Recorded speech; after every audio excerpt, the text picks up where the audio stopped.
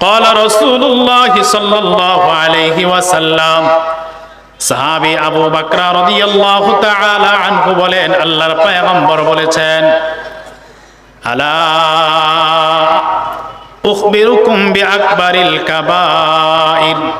ও সাহাবীরা, গুনার জগতে বড় বড় গুনাহ কি আমি তোমাদেরকে বলে দিব নাকি? ক্বালু বালা ইয়া রাসূলুল্লাহ। সাহাবীরা বললেন, হ্যাঁ নবী, বড় বড় গুনাহগুলো আমাদেরকে জানিয়ে দেন। এবার আল্লাহর পয়গম্বর বড় বড় গুনাহগুলো বলতে শুরু করলেন। এক নাম্বার নবী বলেন, আল ইশরাকু বিল্লাহ। গুনার জগতে সবচেয়ে ভয়ঙ্কর, সবচেয়ে মারাত্মক গুনাহ হলো আল্লাহর সঙ্গে শরীক করা। দুই নাম্বার নবী বলেন, উকুকুল ওয়ালিদাইন। গুনার জগতে সবচেয়ে ভয়ঙ্কর আরেকটা গুনাহ হলো সন্তান মা বাবার নাফরমানি করা। সন্তান মা বাবার অবাধ্য হয়ে যাওয়া বড় গুনাহ। সাহাবী আবু বকর বলেন, ওয়া কানা মুত্তাকিয়া ফাজালাসা ফাকাল। বসেছিলেন, ট্যাগ দিয়ে বসেছিলেন। দুইটা কবিরা গুনার কথা বলার পর জালাসা, আল্লাহর নবী সোজা হয়ে বসে গেলেন। ফাকাল, সোজা হয়ে বসার পর আল্লাহর নবী বলতে শুরু করলেন, আলা ওয়া কাউলুজ জুর, আলা ওয়া কাউলুজ জুর। ওরে সাহাবায়ে কিরাম শুনো, ওরে আমার উম্মত শুনে রাখো, গুনার জগতে ভয়ঙ্কর একটা গুনাহ হলো মিথ্যা কথা বলা, মিথ্যা কথা বলা। হযরতে আবু বকর বলেন, ফামাযালা ইউকাররিরুহা। আল্লাহর নবী এই কথাটা বারবার বলতেছিলেন, মিথ্যা কথা বলা, মিথ্যা কথা বলা। হাত্তা কুলনা লাইতাহু সাকাতা। নবীজি কথাটা এত অধিক পরিমাণে বলছিলেন, আমরা সাহাবীরা মনে মনে বলছিলাম, নবী যদি মুখ বন্ধ করত নবীর জন্য ভালো হইতো, কারণ অধিক পরিমাণে বলার কারণে নবীজির কষ্ট হচ্ছে। এখানে বোঝার বিষয়, শিরিক করা বড় গুনাহ, নবীজি স্বাভাবিক বৈশা বললেন। মা বাবার নাফরমানি করা বড় গুনাহ, স্বাভাবিক বৈশা বললেন। কিন্তু মিথ্যা কথা বলা কবিরা গুনাহ, এটা বলার সময় নবীজি আর স্বাভাবিক থাকতে পারেন নাই। এলান ছেড়ে দিয়ে সোজা হয়ে একবার দুইবার না, বারবার বারবার বলতেছেন, মিথ্যা বলা, মিথ্যা বলা, মিথ্যা বলা। অথচ আমাদের সমাজে মিথ্যা বলা এটাকে এত বড় অপরাধ মনে করা হয় না। মিথ্যা কথা বলার আরেকটা কুফল শুনেন। মিথ্যা কথা বললে মানুষের মুখে এক ধরনের দুর্গন্ধ হয়, যেই দুর্গন্ধের ফলে রহমতের ফেরেশতারা তাকে ছেড়ে বহুদূর চলে যায়। সাল্লাম, ইযা কাযাবাল আবদু তাবাআদা আনহুল মালাকু মিলা মিন্নাতনি মা জাআবি أو كما قال عليه الصلاة والسلام اللهم صل على محمد وعلى آل محمد كما صليت على إبراهيم وعلى آل إبراهيم إنك حميد مجيد اللهم بارك على محمد وعلى آل محمد كما باركت على إبراهيم وعلى آل إبراهيم إنك حميد مجيد سبحانك لا علم لنا إلا ما علمتنا إنك أنت العليم الحكيم الحمد لله অধ্যকার ইসলাহি মজলিসের সম্মানিত সভাপতি ওস্তাজুল আসাতিজা শেখুল হাদিস আল্লামা নূর হুসাইন হাফিজাহুল্লাহ, প্রধান মেহমান ফকিহুন নফস আল্লামা মুশতাকুন নবী কাসিমি হাফিজাহুল্লাহ, দিগার উলামায়ে কেরাম, সামনে উপবিষ্ট মুরব্বিয়ানে ইজাম, তালিবুল ইলম ভাইরা, আল্লাহ পাক রব্বুল ইজ্জতুল জালালের দরবারে শুকরিয়া যে মালিক আমাদেরকে দ্বীনের নিসবতে, কোরআন ও হাদিসের নিসবতে, জীবন চলার পাথেয় সংগ্রহের মানসে দ্বীনি মাহফিলে সমবেত হওয়ার তৌফিক দান করেছেন। মালিকের দরবারে শুকরিয়া আদায়ের লক্ষ্যে সকলে একবার বলি আলহামদুলিল্লাহ। সম্মানিত সুধী, পূর্বেই ঘোষণা হয়েছে হযরত এসে গেছেন। অল্প কিছুক্ষণের মধ্যেই হযরত মঞ্চে চলে আসবেন। হুজুর আসা পর্যন্ত কয়েক মিনিট সময় আমি একটু কথা বলবো। আমি আপনাদের খেদমতে পবিত্র কোরআনুল কারীমের সূরাতুল কাফ এর 18 নম্বর আয়াতখানা তেলাওয়াত করেছি। মহানবী মুহাম্মদুর রাসূলুল্লাহ সাল্লাল্লাহু আলাইহি ওয়াসাল্লামের মুখ নিঃসৃত অসংখ্য বাণীর মধ্য থেকে তিরমিজি শরীফে বর্ণিত 1972 নম্বর হাদিসখানা তেলাওয়াত করেছি।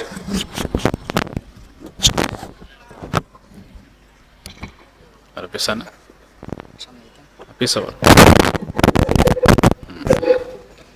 ঠিক আছে, এটা ওই দিকে যায়, একটু স্ট্যান্ডটা একটু এদিকে।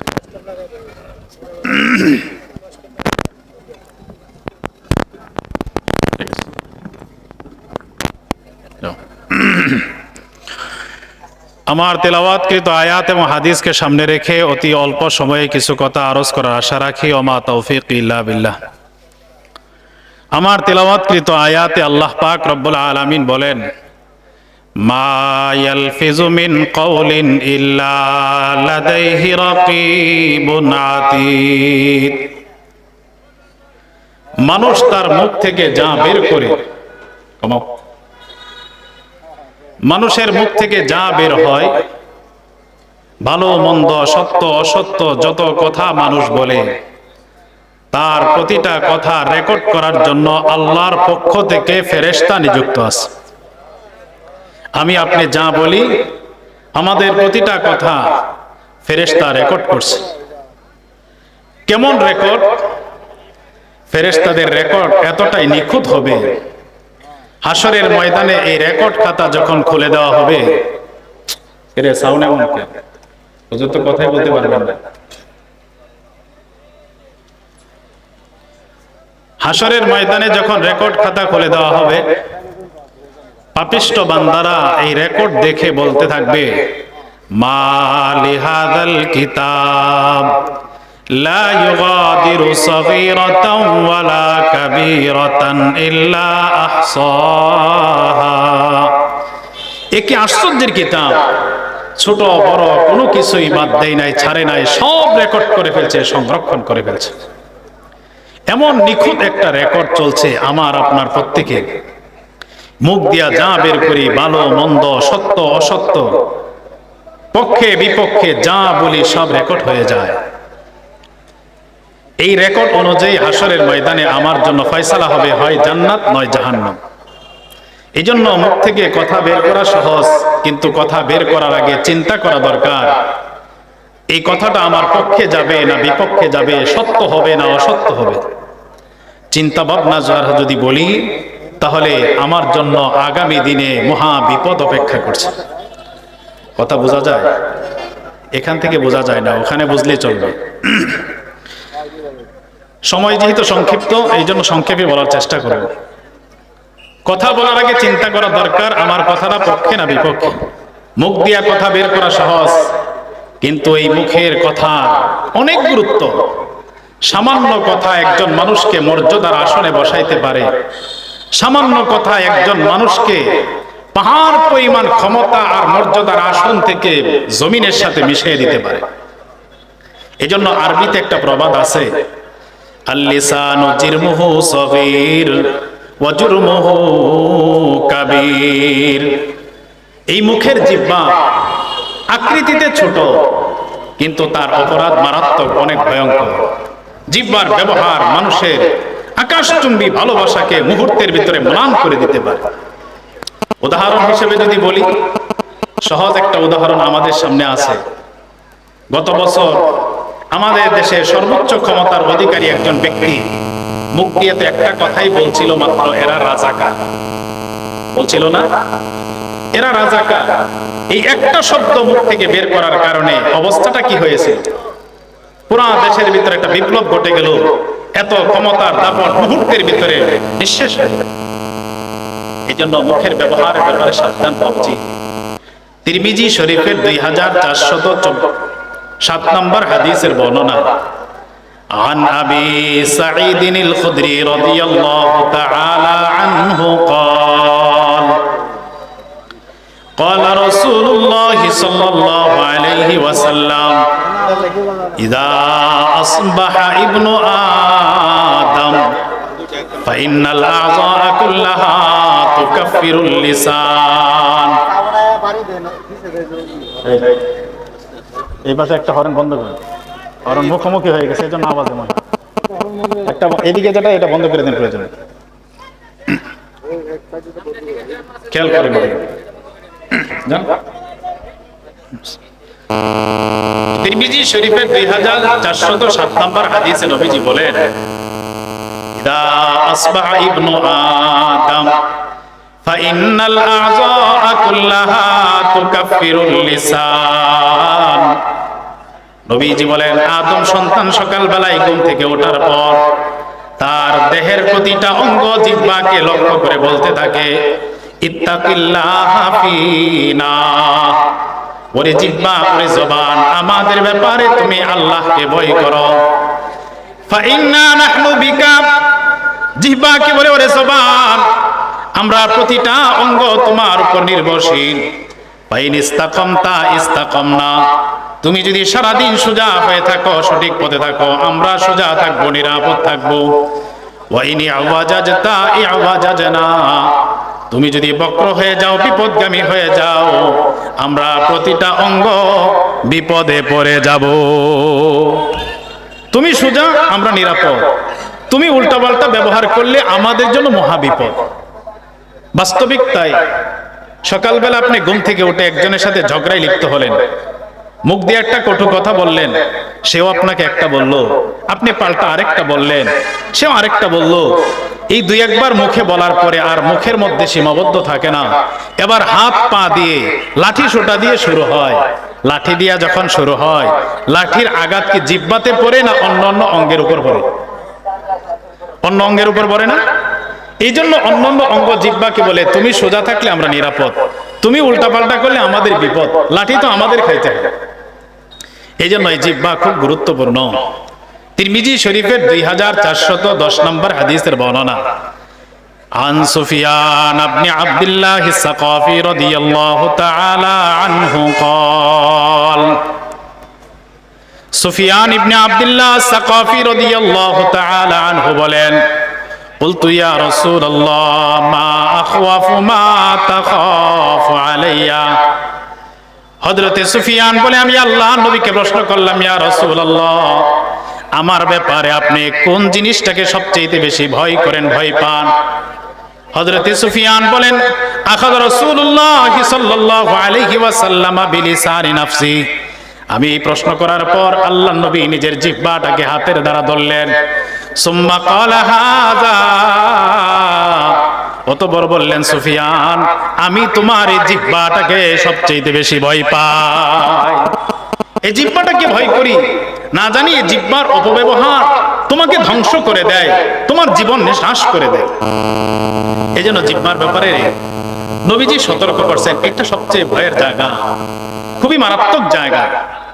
তিরমিজি শরীফের 2406 নম্বর হাদিসের বর্ণনা, عن عقبة بن عامر رضي الله تعالى عنه قال, قلت يا نبي الله من نجات। উকবা ইবনে আমির রাদিয়াল্লাহু তাআলা আনহু বলেন, আমি আল্লাহর নবীকে জিজ্ঞেস করলাম, ইয়া রাসূলুল্লাহ, মান নাজাত, কোন আমলের মধ্যে মুক্তি নিহিত, কোন আমল করলে সহজে মুক্তি পাওয়া যায়? হযরতে উকবা বলেন, আমি প্রশ্ন করলে আল্লাহর নবী আমাকে বললেন, আমসিক আলাইকা লিসানাক, ওরে উকবা, তোমার এই জিহ্বার নিয়ন্ত্রণ করো, ব্যবহারটাকে নিয়ন্ত্রণ করো। জবানকে যদি নিয়ন্ত্রণ করতে পারো, তোমার জন্য মুক্তির পথ সুগম হয়ে যাবে। নবীজি বললেন, জিহ্বাটাকে কন্ট্রোল করো, জবানের ব্যবহারটাকে নিয়ন্ত্রণ করো। জবানের ব্যবহার যদি নিয়ন্ত্রণ করতে পারো, তোমার জন্য দুনিয়াতেও নিরাপত্তা, পরকালেও মুক্তি পাওয়া সহজ। জবানের ব্যবহার এত দাম, এর এত গুরুত্ব। কোন মানুষের জবানের ব্যবহার যদি সঠিক না হয় তাহলে ওই মানুষটা খাঁটি ঈমানদারই হতে পারে না। আশ্চর্য হাদিস, আত-তারগীব ওয়াত তারহিব নামক কিতাবের 3880 নম্বর হাদিসের বর্ণনা। عن أنس بن مالك رضي الله تعالى عنه قال আনাস ইবনে মালিক রাদিয়াল্লাহু তাআলা আনহু বলেন, قال رسول الله صلى الله عليه وسلم لا يستقيم إيمان عبد حتى يستقيم قلبه। নবীজি বলেন, কোন মানুষের ঈমান ততক্ষণ পর্যন্ত সঠিক হতে পারে না যতক্ষণ তার অন্তর সঠিক হয়। ওয়ালা ইয়াস্তাকিমু কলবুহু হাত্তা ইয়াস্তাকিমা লিসানু। নবীজি বলেন, একজন মানুষের অন্তর ততক্ষণ সঠিক হবে না যতক্ষণ তার জবানের ব্যবহার সঠিক হয়। ঈমান ঠিক হবে না অন্তর ঠিক না হলে, অন্তর ঠিক হবে না জবান ঠিক না হলে। তাহলে সোজা বললে জবান ঠিক হলে অন্তর ঠিক, অন্তর যার ঠিক তার ঈমান ঠিক, ঈমান যার সঠিক জান্নাত তার ঠিকানা। ঠিক কিনা বলেন? ঈমান যার সঠিক জান্নাত তার। তাহলে জবানের ব্যবহারে আমার অন্তর ঠিক করবে, অন্তর ঈমান বানাবে, ঈমান আমাকে জান্নাতে নিয়ে যাবে। এক কথায় বললে জবানের ব্যবহার আমাকে জান্নাতে নিয়ে যাবে।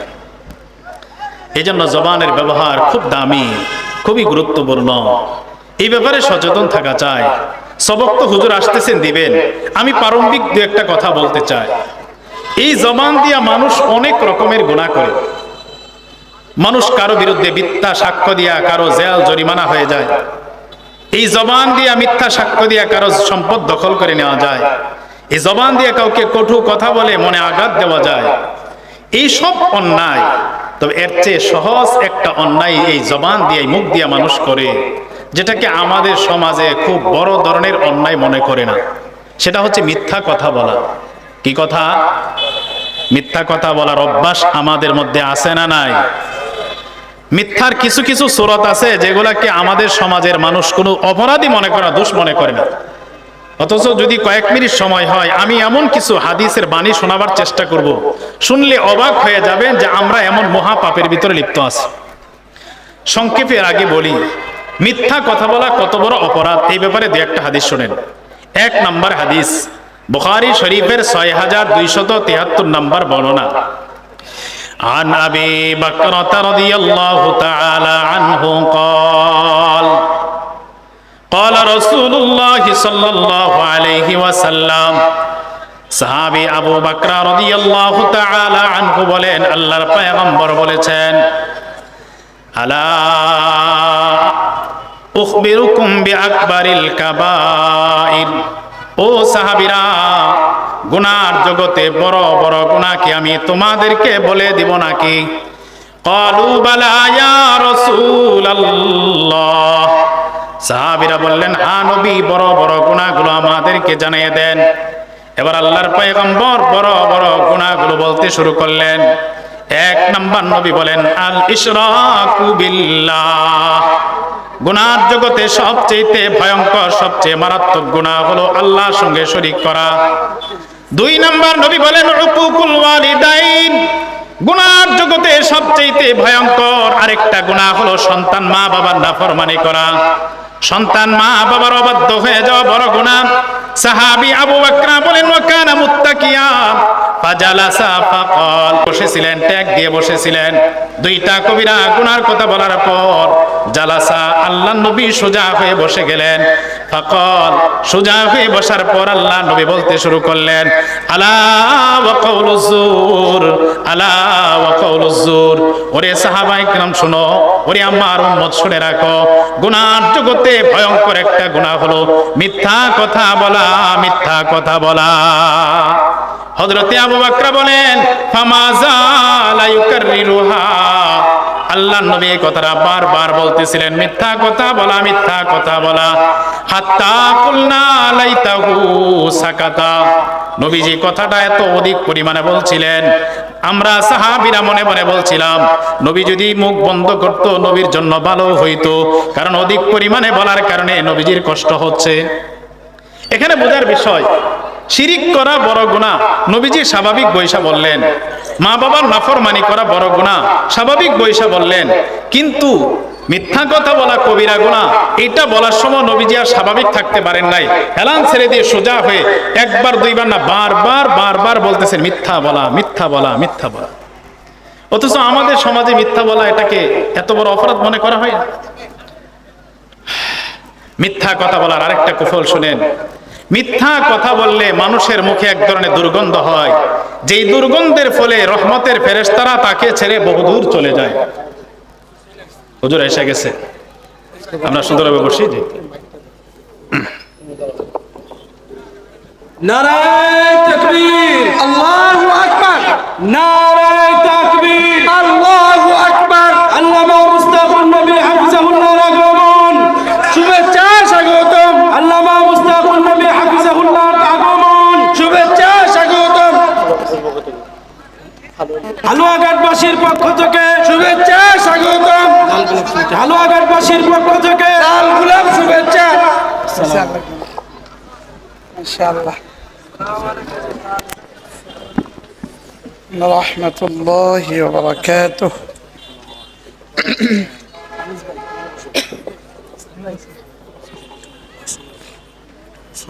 লাগতো না, লাগতো না।